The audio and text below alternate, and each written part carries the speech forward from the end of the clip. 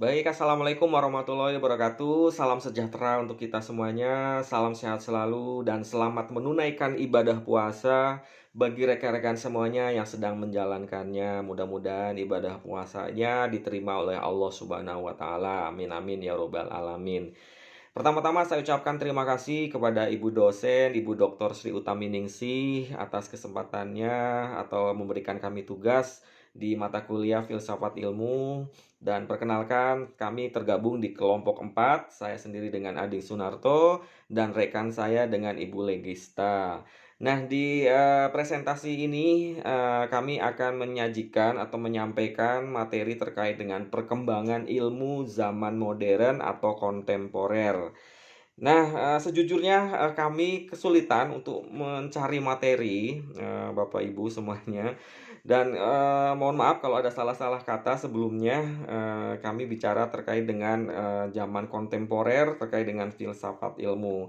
Nah, bicara filsafat ilmu, ini menurut buku dari Jujun S. Surya Sumantri ini yang saya pelajari, ini cukup, bahasanya cukup tingkat dewa ya Bapak Ibu semuanya, tapi saya coba untuk bisa memahami pelan-pelan di sini menurut, Jujun bahwa filsafat ilmu ini merupakan bagian dari epistemologi atau filsafat pengetahuan yang secara spesifik mengkaji hakikat ilmu, atau pengetahuan ilmiah, seperti itu. Jadi ilmu ini merupakan cabang pengetahuan yang mempunyai ciri-ciri tertentu.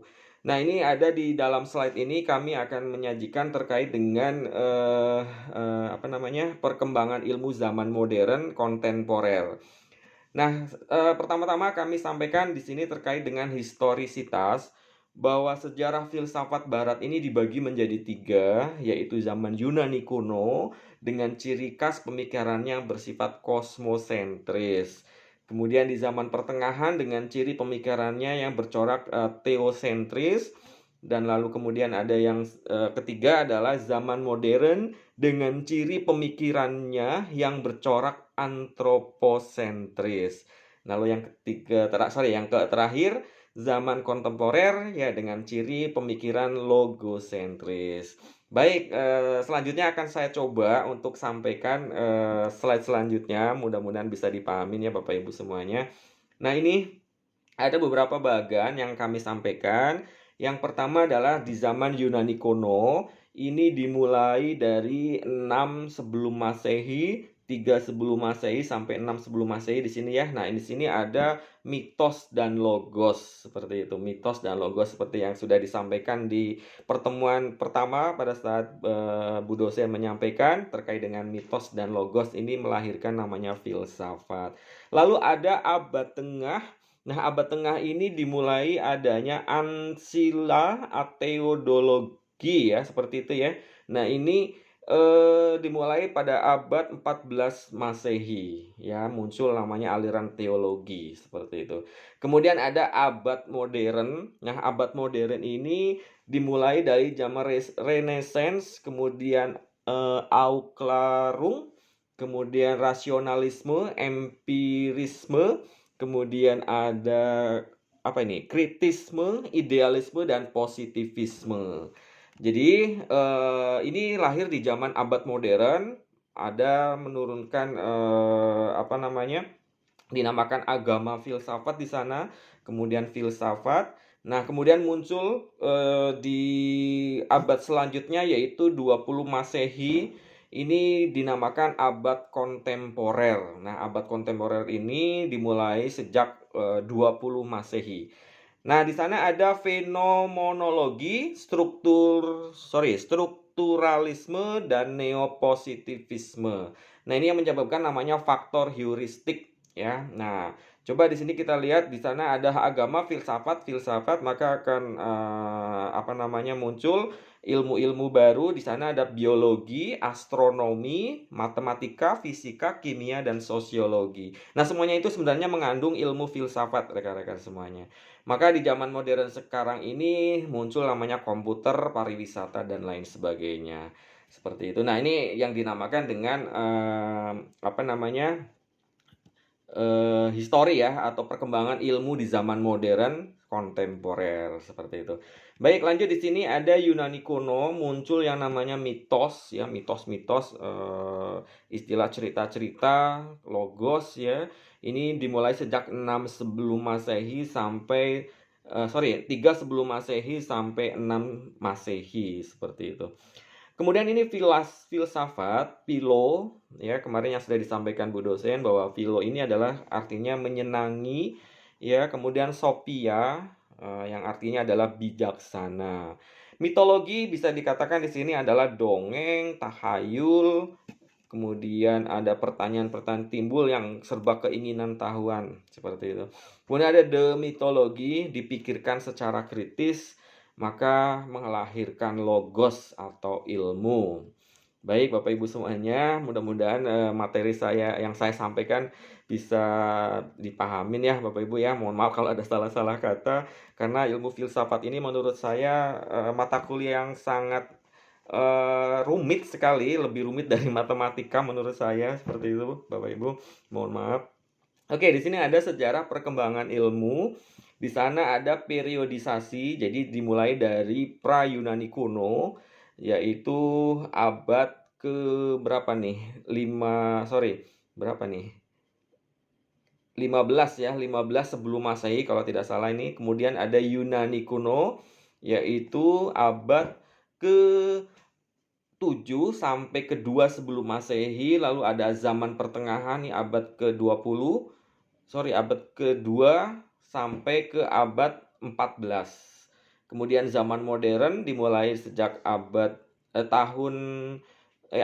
berapa ini? Ke-17 ya sampai ke-19. Lalu zaman kontemporer yaitu abad ke-20 sampai sekarang, politik nasional sampai sekarang. Seperti itu. Kemudian kita lanjut. Ada catatan di sini, perkembangan ilmu bertahap. Ini ada dinamakan teori evolusi ya, perkembangan ilmu evolutif seperti itu. Kemudian tiap periode, jadi punya ciri khas tertentu. Lalu ada perkembangan tidak terpusat di satu tempat, didorong oleh rasa ingin tahu atau curiosity. Nah ini pra-Yunani kuno, teman-teman bisa dilihat di sana rekan-rekan semuanya.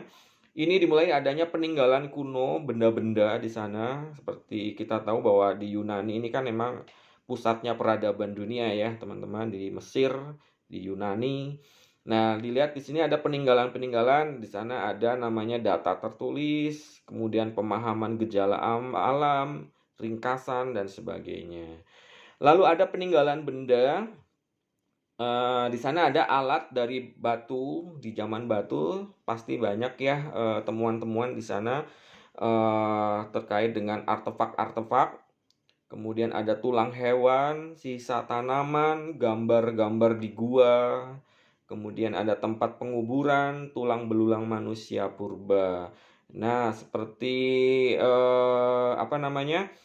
Mumi ya, pemakaman-pemakaman mumi di zaman Yunani, di zaman ketika banyak raja-raja yang meninggal, wafat, kemudian dikuburkan, dibuat seperti mumi. Nah, ini sudah ada di peninggalan benda. Kemudian peninggalan data tertulis, di sana ada gambar peristiwa tertentu, ada di gua-gua, piktografik printing konkret ya, di sini lebih konkret. Nah, inilah perkembangan ilmu dimulai dari zaman seperti ini. Banyak penemuan-penemuan sejarah yang bisa kita temukan atau bisa kita lihat. Mungkin bisa lihat dari museum ya, museum di Indonesia juga ada, museum dunia dan museum dunia. Lalu ada analogi gambar dari peristiwa yang sama. Ada hieroglif atau tanda suku kata. Nah, ini bisa kita temukan di candi-candi dulu. Di Indonesia mungkin candi kali ya. Di candi ada prasasti-prasasti. Kemudian kalau di Mesir hieroglif tentu saja biasanya bisa dilihat di tempat pemakaman begitu. Kemudian di tempat-tempat sejarah lainnya itu pasti ada hieroglifnya. Lalu abjad, nah ini udah mulai kelihatan ada abjad, kemampuan hitung one to one, korespondensi, mapping proses. Baik, Ini pemahaman gejala alam bisa dilihat perkembangan ilmu di sini dimulai dari bagaimana bisa membaca gugusan bintang, kedudukan matahari dan bulan, lalu bintang bergerak di antara gugusan, perhitungan hari, bulan, tahun, dan bisa lihat di sana ada gejala alam seperti gerhana. Nah, kemudian kalau kita bisa ini ringkasannya. Know-how berdasarkan pengalaman, pengetahuan diterima sebagai fakta atau resep mind, kemudian kemampuan abjad dan bilangan alam, abstraksi, kemampuan menulis, berhitung, kalender, sintesa, abstraksi, kemampuan meramal peristiwa. Baik, demikian presentasi sebentar dari saya. Mohon maaf sekali kalau ada salah-salah kata, karena jujur memang pemahaman saya terkait filsafat masih dangkal ya, Bapak Ibu semuanya. Jadi saya memang perlu harus belajar lagi, dan mudah-mudahan nanti bisa ada tambahan ilmu dari Bu dosen, Ibu Dr. Sri Utaminingsih terkait dengan filsafat ilmu. Supaya kami ya bisa lebih paham lagi mengenai ilmu filsafat yang tentu saja bisa menambah wawasan dan pengetahuan kami, seperti itu. Mohon maaf sekali lagi kesalahan dari saya, mudah-mudahan bisa dimaafkan. Kesempurnaan hanya milik Allah Subhanahu wa taala. Terima kasih saya ucapkan, mudah-mudahan semuanya bisa menjalankan tugasnya dengan baik dan benar. Saya akhiri, wabillahi taufik wal hidayah. Wassalamualaikum warahmatullahi wabarakatuh.